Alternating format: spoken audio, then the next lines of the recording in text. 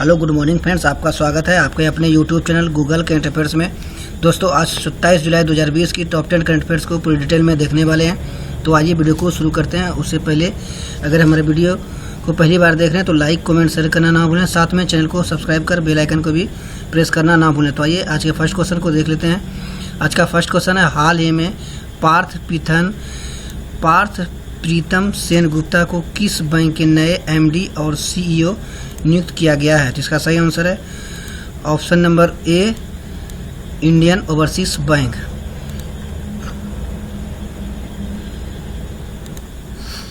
तो पार्थ प्रीतम सेनगुप्ता को Indian overseas bank के नए प्रबंध निदेशक और मुख्य कार्यकारी के रूप में नियुक्त किया गया है। उनकी नियुक्ति 31 दिसंबर 2022 तक निर्धारित की गई है और उनकी सेवानिवृत्ति भी 31 दिसंबर 2022 को भी हो रही है, यानी कि इसकी सेवानिवृत्ति तक इनकी कार्यकाल रह सकती है। और बात की जाए पार्थ प्रीतम सेनगुप्ता, तो वे वर्तमान में अभी एसबीआई के उप प्रबंध निदेशक और पहले एसबीआई के कोलकाता सर्कल के मुख्य महाप्रबंधक भी रह चुके हैं, यानी कि अभी पद पर हैं। तो बात की गई है इंडियन ओवरसीज बैंक की, तो इसकी स्थापना 10 फरवरी 1937, हेडक्वार्टर चेन्नई है। तो नेक्स्ट देख लेते हैं। नेक्स्ट है, हाल ही में राजेश भूषण को किस मंत्रालय में सचिव नियुक्त किया गया? तो इसका सही आंसर है ऑप्शन नंबर बी, स्वास्थ्य मंत्रालय में।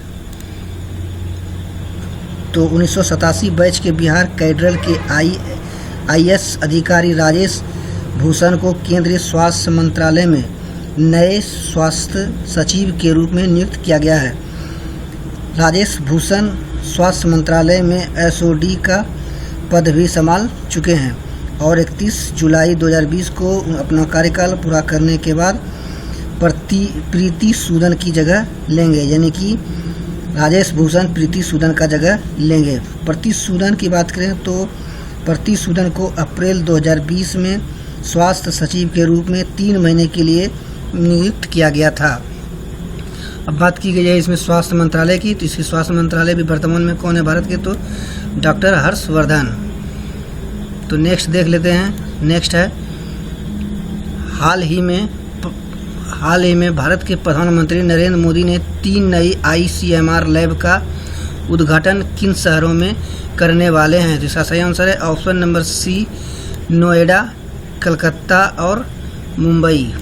तो भारत के प्रधानमंत्री श्री नरेंद्र मोदी ने नोएडा, मुंबई,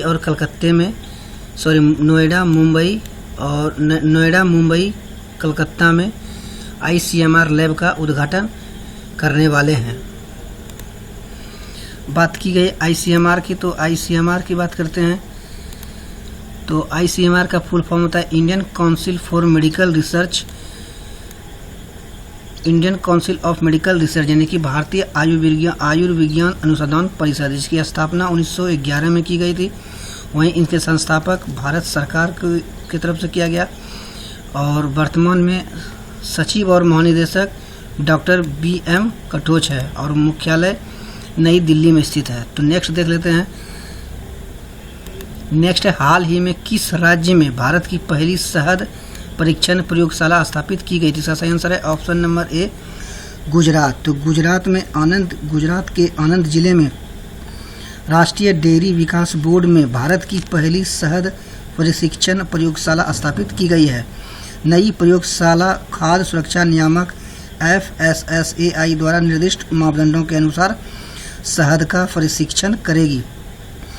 वहीं बात की जाए इसमें शहद की शुद्धता, मिलावट, रासायनिक पदार्थ, अवशेषों, भारी धातुओं या एंटीबॉडी की जांच भी की जाएगी और इसके साथ ही उच्च गुणवत्ता शहद निर्यात को बढ़ावा देगा और किसानों को बेहतर दर सुनिश्चित करेगा। तो बात की गई है गुजरात की, तो गुजरात के मुख्यमंत्री विजय रूपानी है। वहीं वर्तमान में गवर्नर आचार्य देवव्रत, विधानसभा सीट 182, लोकसभा सीट 26 और राज्यसभा सीट नहीं है। वहीं इसके गठन की बात की जाए तो इसे गठन 1 मई 1960 को की गई थी। वहीं गुजरात उच्च न्यायालय के वर्तमान में मुख्य न्यायाधीश न्यायमूर्ति विक्रम नाथ है। तो नेक्स्ट देख लेते हैं। नेक्स्ट बात करते हैं माइक्रो फाइनेंस इंस्टीट्यूशन नेटवर्क के नए सीईओ कौन बने। तो इसका सही आंसर है ऑप्शन नंबर सी, आलोक मिश्रा। तो आलोक मिश्रा को माइक्रो फाइनेंस इंस्टीट्यूट नेटवर्क के नए सीईओ के रूप में बनाया गया है।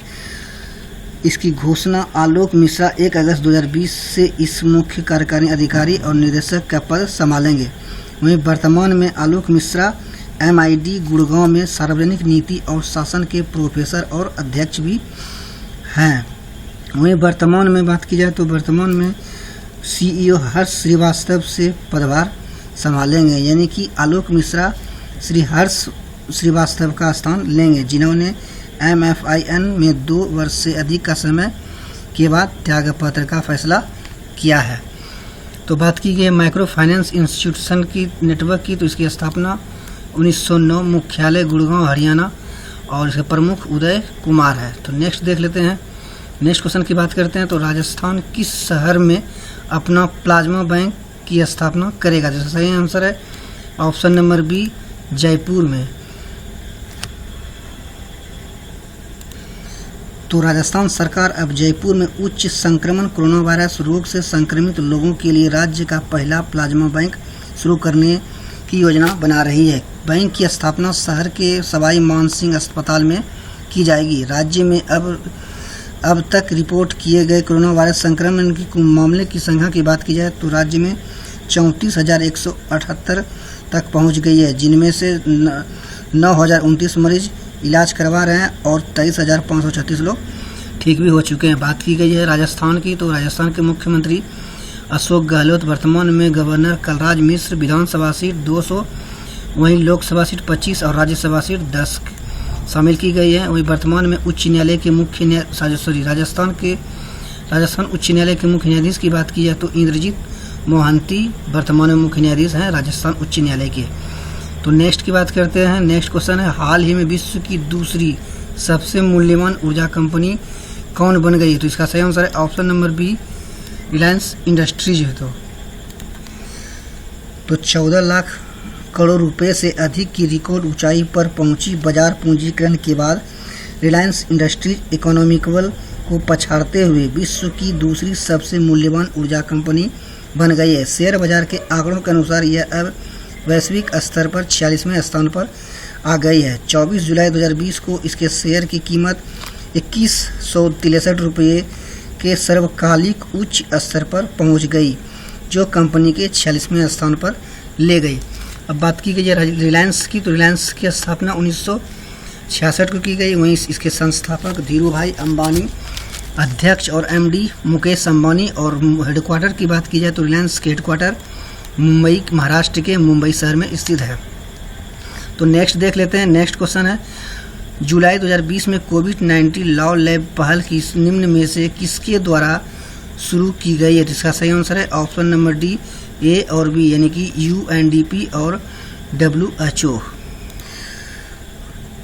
हाल ही में एक कोविड-19 लॉ लैब पहल की शुरुआत की गई है। यह राज्यों के 190 से अधिक देशों में कानूनी दस्तावेजों को इकट्ठा करता है और राज्य को महामारी का प्रबंधन करने के लिए मजबूत कानूनी ढांचे को स्थापित करने और लागू करने में मदद करेगा। इसका लक्ष्य यह है कि सुनिश्चित करना है कि कानून व्यक्तियों और समुदायों के स्वास्थ्य और भलाई की रक्षा करेगा। यह लैब UNDP और WHO की संयुक्त परियोजनाएं हैं।